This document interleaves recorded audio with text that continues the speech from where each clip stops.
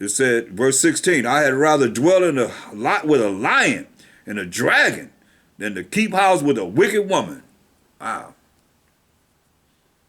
The wickedness of a woman changes her face and darkens her countenance like sackcloth. See, her husband shall sit among his neighbors, and when he heareth it, shall sigh bitterly. See, all wickedness is but little to the wickedness of a woman. Let the portion of a sinner fall upon her. That's what we're looking at. That's what we're looking at. Verse 23. A wicked woman abateth the courage. She teareth down the courage. Maketh an heavy countenance and a wounded heart. Wounded mind. A woman that will not comfort her husband in distress, maketh weak hands and feeble knees. Or the woman came to the beginning of sin, and through her we all die. Through a woman we die. A wicked woman we die. Because it was not, was it righteous? What Eve did?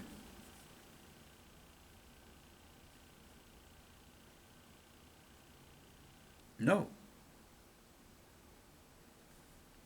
So, I mean, that's a whole topic, wicked women. So, just showing that either it's right or it's wrong. Now, if it's right, there's no judgment that should come to him. If it's wrong, there's a judgment that will come to him. So, going back to Genesis 3, here go Adam. He blaming the woman. Genesis 3 and 12. And the man said, the woman whom y'all gave it to me with me, she gave me of the tree, and I did eat. And the Most High said unto the woman, what is this that thou hast done? And the woman said, the serpent beguiled me, and I did eat. She blamed the serpent. They both knew. Excuse me. You say, the serpent beguiled me, and I did eat.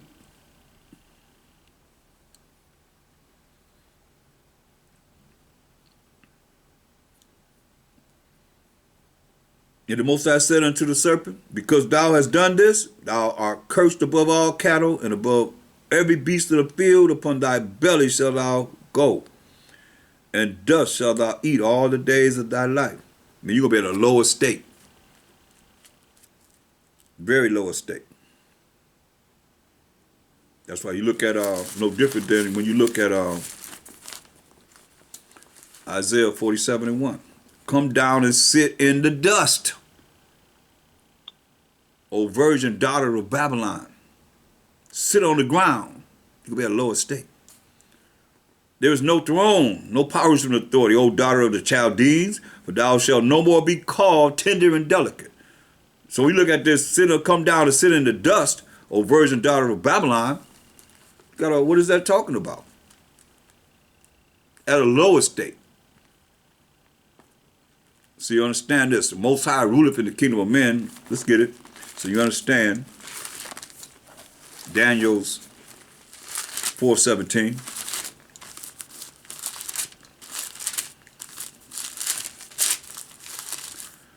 This matter is by the decree of the watchers and the demand by the word of the holy ones, to the intent that the living, we are the living, may know that the Most High, power of Abraham, Isaac, and Jacob, Jacob being the forefather of the 12 tribes of Israel, the Most High ruleth in the kingdom of men, and giveth it to whomsoever he will, and set it up over it the basis of men.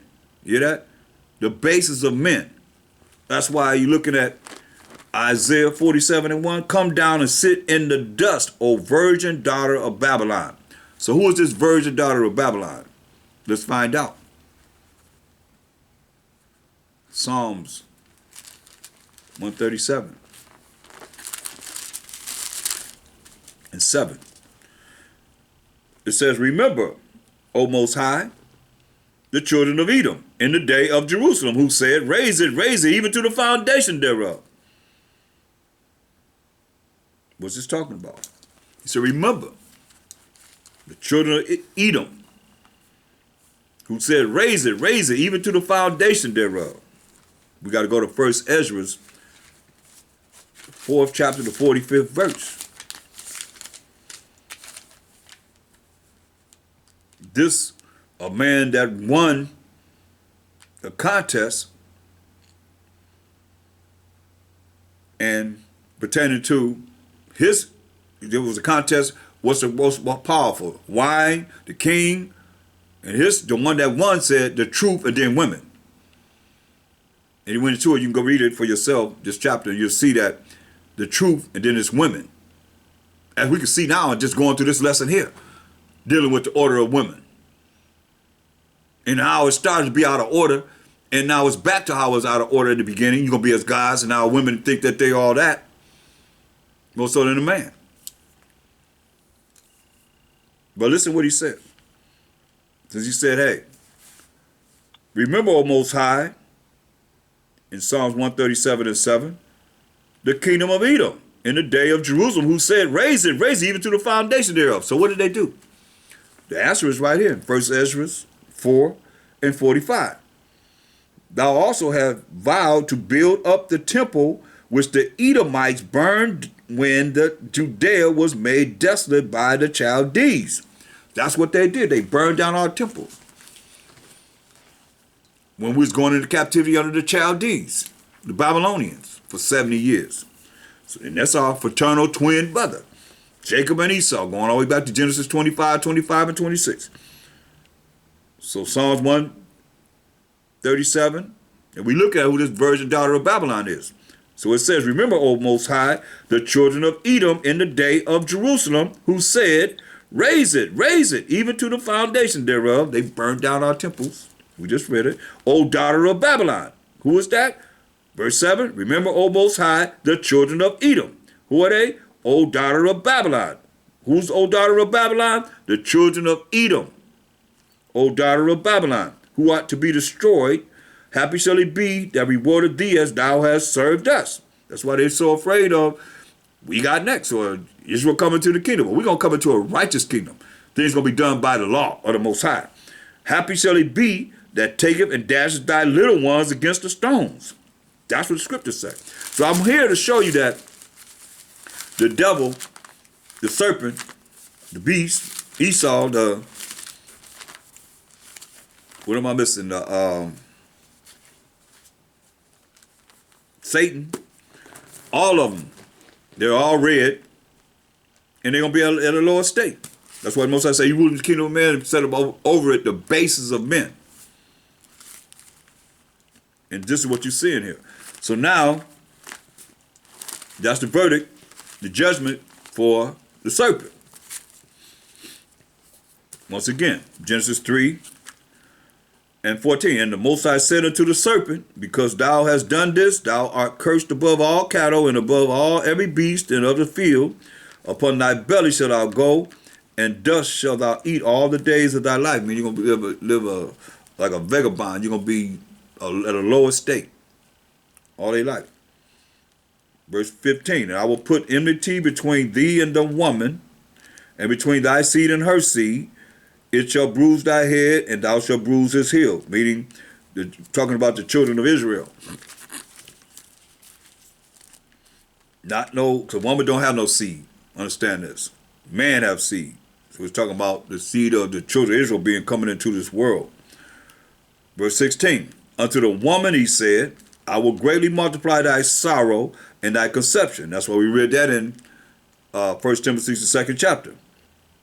The last chapter he was telling her, the same thing we're reading here. Unto the woman he said, I will greatly multiply thy sorrow and thy conception, meaning having babies, like women have her cycle every month. Some of them have a real hard time when they have their cycle. Pains and so forth. Change like, a new creature when that cycle comes on. I will greatly multiply thy sorrow and thy conception.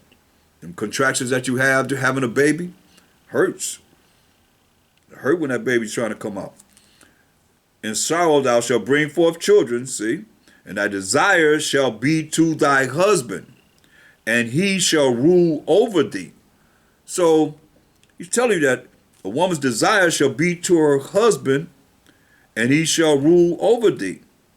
So a woman not supposed to be ruling over the man, or trying to tell the man what to do. Trying to usurp authority over the man. That's not what this Bible is talking about. That's not what the Most High would have. That's sin. And those that think that they can, they're going to go straight to hell. That's why I tell you in Ephesians 5:22, wives, submit yourselves unto your own husband as unto the Most High. As unto the Most High. Oh, some of them left there and they couldn't handle that.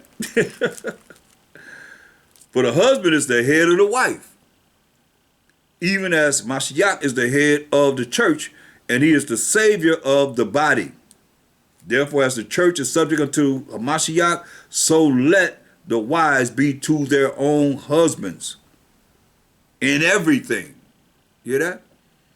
Therefore, as the church is subject unto Mashiach, so let the wives be to their own husbands in everything. Everything. He's over you in everything that you want to do. If you a daughter of Zion, you're the daughter of Sarah, Abraham's wife, who called him master. That's going to the kingdom. They're going to be there. Then you got to follow the same suit. You can't be following what this world will have you follow to go to hell with it.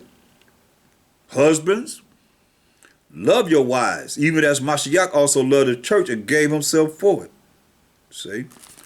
Look at Colossians, the 3rd chapter. And what I always start with, in verse 17.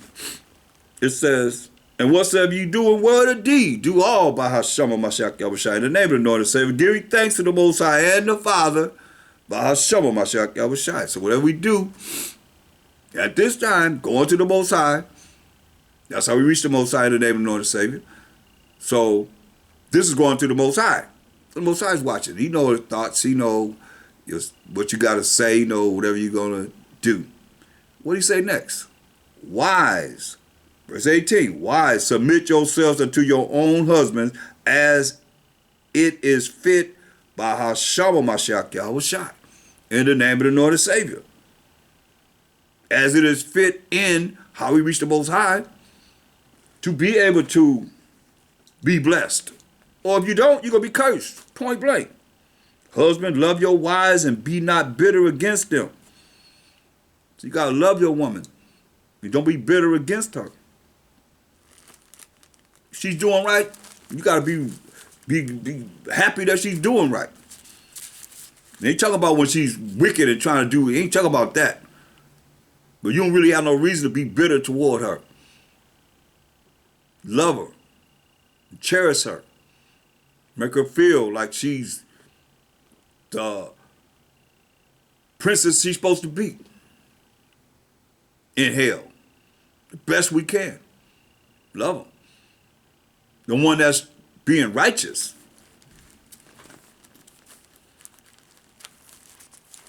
Understand this, overstand this. It's very important. But see, we have guidelines here to go by. And when you falter and want to follow some other way,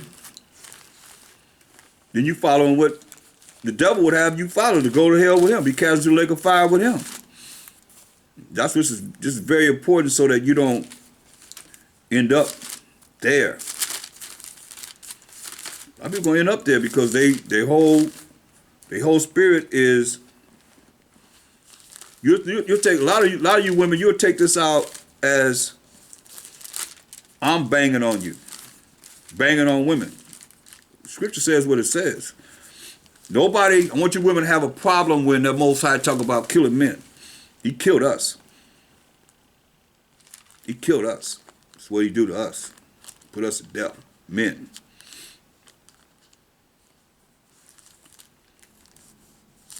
But it seemed like whenever you bring out scriptures about women, oh man, that's why men be scared to bring it out, because they got respect to persons. Most I have no respect to person. He got respect to we as a nation, the nation of Israel, period. Other than that, you don't have no respect to persons. You can't be partial. How you be partial to one part, not partial, and and be hardcore on another part of our nation. No, we all got to fall in line as it is written so that we can make it to the kingdom. Point blank, our names to be written in the book of life. If it means change, it means change. You got to change. So,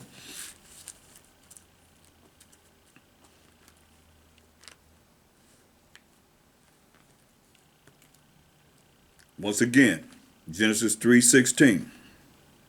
Unto the woman he said, I will greatly multiply thy sorrow and thy conception. In sorrow thou shalt bring forth children, and thy desire shall be to thy husband. So the woman's, her desire should be to her husband, and he shall rule over thee. So some women don't want to be getting married because they don't want no man to be over them. That's how messed up this world is. Refusing to marry and so forth. Because they don't want no man to be over. They want to keep the life that they live in. Single. And miserable. Because you're going to be miserable. If you ain't miserable, you're going to be miserable and all this go down and you don't have a head. Pray that the Most High will watch over you. Because there's going to be a lot of things that's going down. Why you got to have that mind together. That's why you gotta change. That's why we went through the scripture about change, renewing your mind so your mind could be right. And you be protected. There's going to be a lot of heinous, terrible things that's going down, man. That's written here for these last days. And you drawing them to you because you're already thinking wrong. That's why, look at 2 Corinthians 13:8, 5, Salakia. Examine yourselves, whether you be in the faith. Prove your own selves. Know ye not your own selves? You got to prove your own self. Therefore, you got to look at yourself and say, am I rolling in the faith? Really? Am I really rolling in the truth? Or have I made up my own truth, like people make up their own way of how they serve the Most High in religions and so forth? Are you doing the same thing in the truth? Examine yourself, whether you be in the faith. Prove your own selves. Know ye not your own selves? And don't think just because you have a mindset to believe a certain way, it's got to be thus say the Most High through the precepts. That's how you get understanding. Not thinking the way you want to think and thinking that you on point and you steady going down or something steady happening to you and you wondering why. Because you supposed to be able to taking care of yourself. You don't need the Most High because you don't cancel them out. That's why I say you look at going into Egypt, looking at your captors, going to the doctor or whoever there is that's your captors, believing in them, their way. Which you see that the Most High brought in that women's lib, let it to come in to see who's going to follow this and who's going to really follow how a woman's supposed to be. Like I said, examine yourself, whether you be in the faith. Prove your own self. Know ye not your own selves? How that a Mashiach Yahushua is in you, except ye be reprobates? Come on, good for nothing? But I trust that ye shall know that we are not reprobates. We are not reprobates. We're not supposed to be no reprobates. Good for nothing. Now I pray to the Most High that ye do no evil. See, you can't even have no evil thoughts.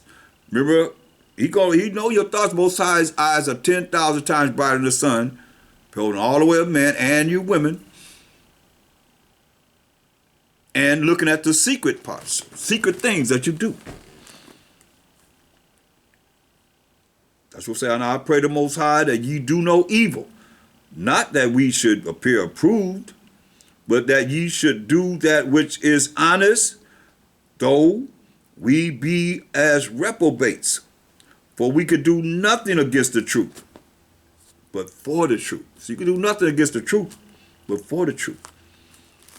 Understand this and understand this. That's why we have to look at this and trying to make sure that we're in the right posture of how we should be, because a lot of times Your own thinking, your own way of thought will have you so that you be all messed up.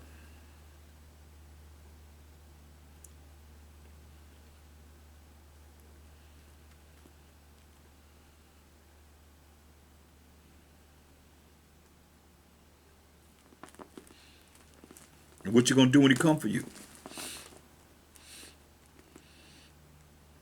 Look at Isaiah, the 13th chapter, the 11th verse. Isaiah 13 and 11. And I will punish the world for their evil. So I'm going to punish the world for their evil. And the wicked for their iniquity. Those that don't want to follow what he's saying to do, for their iniquity. You're going to punish them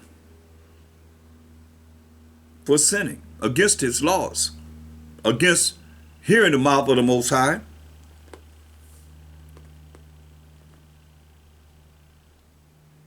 And I will cause the arrogancy of the proud to cease. I will lay low the haughtiness of the terrible. See? I will make a man more precious than fine gold, even a man than the gold wedge of Ophir. That's the best gold. See, it's coming, it's going down. When it go down, you want to make sure that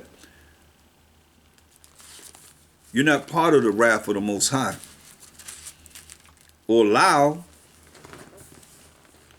Satan to come to destroy you behind you thinking wrong, evil.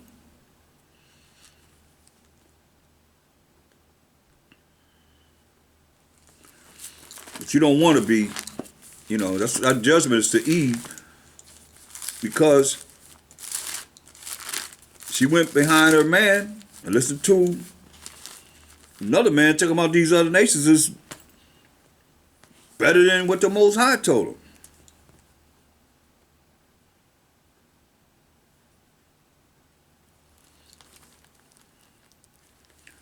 And see, they didn't know the Most High.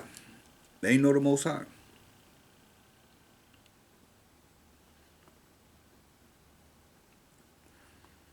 Or Mashiach Shai is that? It's the Spirit of the Most High. Look at St. John 15 and 14. St. John 15, 14. Ye are my friends if ye do whatsoever I command you. So, if you don't do whatever he command you, you're his enemy. And you say, I and my Father are one, they agree. And he's right there with that judgment that the Most High has given the woman and Satan and the man. We're going to get to the man. He said, hey, you're my friends if you do whatsoever I command you. So if you not his friend, you his enemy. And he said this in Luke 19:27. You become his enemy. That's what he said. But those mine enemies, which were not that I should reign over them, so you ain't doing what he say, do. He said, bring hither, bring in front of me, and slay them before me. So you think you're not going to be a part of this?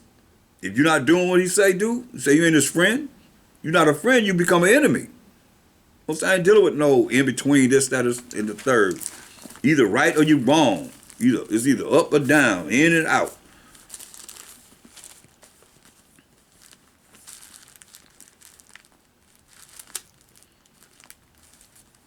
Right and wrong. This is what he said. Go to Revelation 3 and 15. Revelation 3:15. I know thy works, that thou art neither cold nor hot. I would that they were cold or hot. I wish you was, not dealing with this at all, or you be hot in it. So then, because thou art lukewarm, you straddling the fence, you offended by the word of the Most High, you offended by the word of Mashiach Yahushua, you offended by me and bringing forth the word. So then, because thou art lukewarm, some things you like, some things you don't, neither cold nor hot, I will spew thee out of my mouth. Woo. Out of his mouth will come fire and brimstone to burn people up. That's real. So we have to look upon how we're going to, do what's necessary so that Satan don't have an advantage of us. So now going back to Genesis 3 and 17. And unto Adam he said, because thou hast hearkened unto the voice of thy wife, David and Samson. I gave you an example of Samson, because thou hast hearkened to the voice of thy wife, and have eaten of the tree of which I commanded thee, saying, thou shalt not eat of it. Cursed is the ground for thy sake, and sorrow thou shalt eat of it all the days of thy life. That's serious. So when you look at Adam, because thou hast hearkened unto the voice of thy wife. Let's get another example. Let's go to one of the wisest kings ever to live.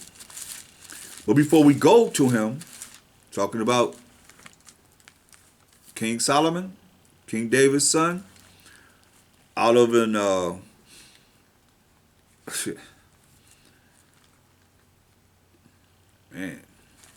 corruptive type marriage, Bathsheba. He seen her and he wanted her. She was bathing. He seen her on the rooftop. As he was on the rooftop bathing, he went and had sex with her, and she got pregnant. The Most High took the first baby. She was the wife of Uriah, one of his soldiers. Knowing that he had pregnated her, when Uriah came off the field, said, go and be with your wife. He wouldn't. He stayed with he said, no, I'm a soldier. I'm going to stay with the men.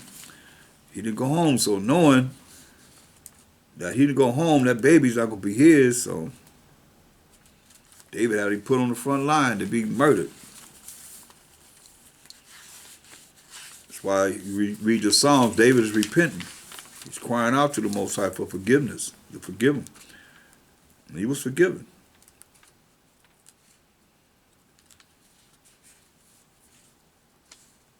The next baby that they had was Solomon. And the Most High loved Solomon. So his ways and thoughts are not our ways and thoughts. Man might have not even had no mercy on David. He wasn't the king. Tell him what he might have got David did to him. Put him to death. He was a victim of adultery and murder. So this is the law. We're going to go to King Solomon, show you that what Eve did in dealing with these other nations and so forth was wrong. And even dealing with talking to the serpent instead of just dealing with Adam. So you got to talk to my husband. Deuteronomy 7 and 3.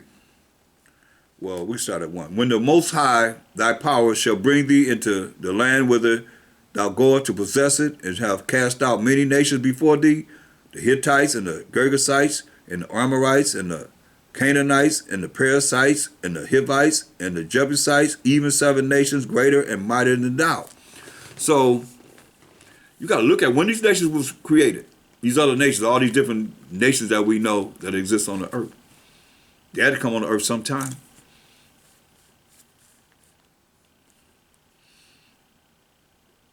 And when the Most High thy power shall deliver them before thee, thou shalt smite them. He said, kill them. And utterly destroy them. These are Hamite nations, or so-called African nations. That was wicked. They was doing wickedness. Thou shalt not make no covenant with them. Don't make no agreement with them, nor show mercy unto them. Nor show mercy unto them. Neither shalt thou make marriages with them. See, we're not supposed to be marrying outside of our nation. Neither shalt thou make marriages with them. Thy daughter thou shalt not give unto his son, nor his daughter shalt thou take unto thy son. This is why. For they will turn away thy son from following me, that they may serve other gods. And it tells you in Psalm 96 and 5, for all the gods of the nations are idols. They're not dealing with the Most High. Power of Abraham, Isaac, and Jacob. Jacob being the forefather of the 12 tribes of Israel. So this is my name forever, the memorial to all generations.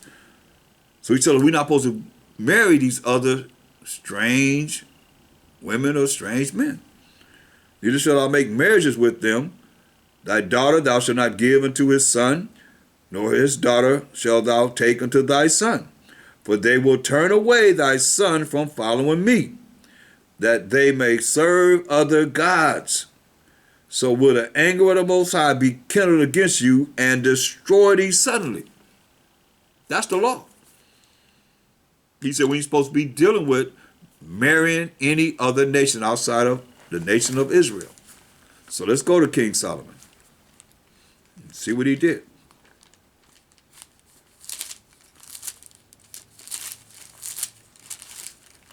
And we're going to go to the book of Kings, the 11th chapter. 1 Kings 11 and 1. But King Solomon loved many strange women, you see. Strangers, the strange women, it said. Women outside of the nation of Israel. Together with the daughter of Pharaoh, women of the Moabites, Ammonites, so-called Africans, so-called Chinese, Ammonites, so-called Japanese, Edomites, so-called Caucasian women, Zidonians, and Hittites, ones that the Most High said destroy, right? Told us to destroy as we got their land. So-called Africans. Of the nations concerning which the Most High said unto the children of Israel, it's the Most High telling you, ye shall not go into them. We just read it in Deuteronomy 7 chapter 3rd verse. Neither shall they come in unto you. Our men can't go into their women, and their men can't go into our women. For surely they will turn away your heart heart after their gods. Solomon clave unto these in love. He loved these strange women. And he had 700 wives, princesses, and 300 concubines. And his wives turned away his heart. So his wives turned away his mind. Just like Delilah, working with her people, South Africans, Philistines, turned Samson's mind away from the Most High. Like I said, when he cut off his locks, he was a Nazarite. Most High departed from him. Finished. And this apple juice, so nobody get twisted out there. So, verse 3 said, and he had 700 wives, princesses, and 300 concubines. That's 1,000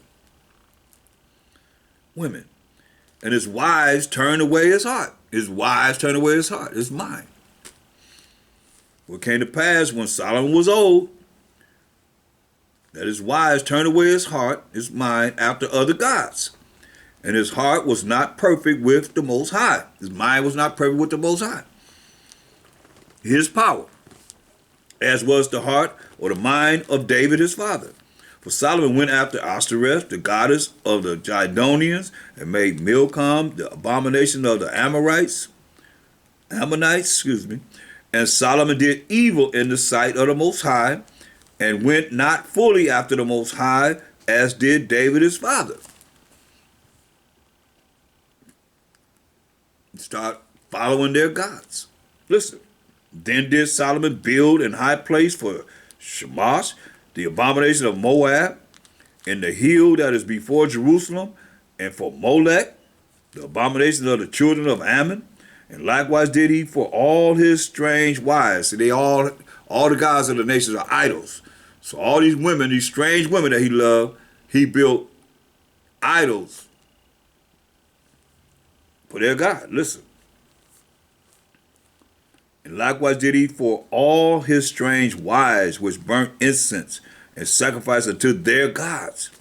And the Most High was angry with Solomon, because his heart was turned from the Most High power of Israel, which had appeared unto him twice. Most High sent his angel to Solomon twice, and had commanded him concerning this thing, that he should not go after other gods. That's love. He came to him twice and said, hey man, don't do this. But he kept not that which the Most High commanded. Wherefore the Most High said unto Solomon, for as much as this is done of thee, and thou hast not kept my covenant, you don't want to do what I say do? You don't want to agree with me and my statutes, which I have commanded thee? I will surely rend the kingdom from thee, and will give it to thy servant. Excuse me. Notwithstanding, in thy days I will not do it for David's thy father's sake, but I will rend it out of the hand of thy son. Howbeit, I will not rend away all the kingdom, but will give one tribe to thy son, for David's my servant's sake, not for Solomon's sake, but for David's sake, and for Jerusalem's sake, which I have chosen. So,